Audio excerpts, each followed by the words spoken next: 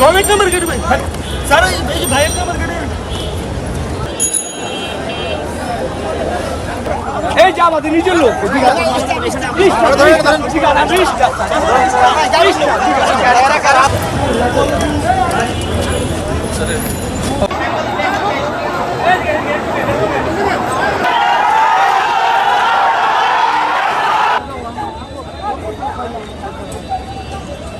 বলছি সবাই জনসাধারণ আপনাদের মনোযোগ আকর্ষণ করছি।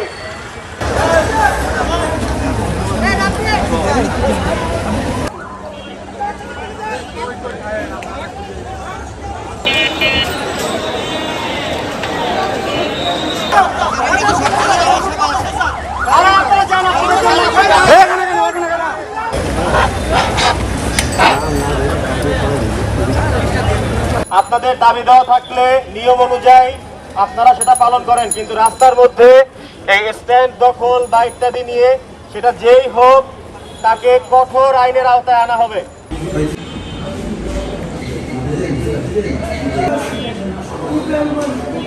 তারপর আমরা সাধারণ মালিকরা সবাই মিলেমিশে আমরা ব্যবসা করতেছি।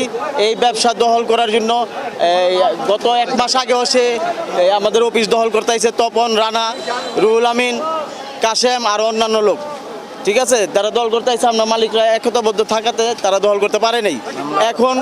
এখন তারা আজকে সকালে তাদের লোক টোক নিয়ে আমাদের সিটি বন্ধনের এই কাউন্টার সিটি বন্ধনের কাউন্টার দখল করছে এবং আমাদের সিটি বন্ধনের কাউন্টার সিটিটা তারা রং দিয়ে মুছা দিছে।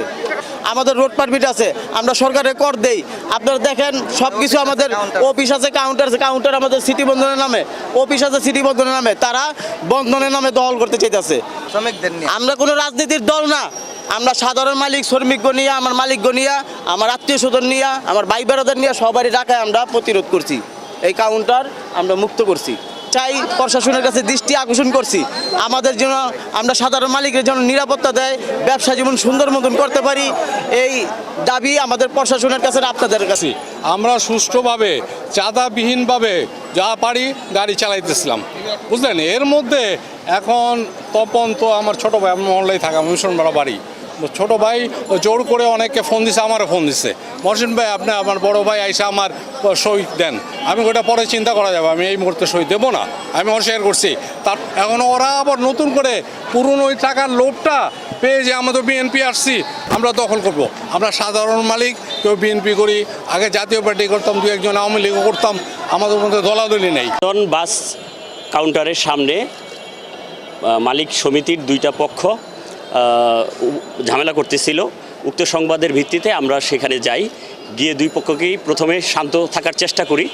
তারপরে শান্ত না হলে আমরা যৌথ বাহিনীর সমন্বয়ে আমরা ওখানে ডিসপাস করি এবং শক্ত হাতে এটা দমন করি। আমরা 7-8 জনকে অ্যারেস্ট করেছি। আমাদের কথা হলো যে শান্তি শৃঙ্খলা বজায় রাখার জন্য আমাদের সর্বোচ্চ ব্যবস্থা আমরা গ্রহণ করব। এই পরিস্থিতি যদি কেউ ঘোলাতে করতে চায় আমরা কোনো সুযোগ দিব না এই বিষয়ে। সুতরাং সবাইকে শান্ত থাকার আহ্বান জানাচ্ছি। না, এখন পর্যন্ত অভিযোগ নাই, অভিযোগ পাওয়া গেলে আমরা ব্যবস্থা নিব।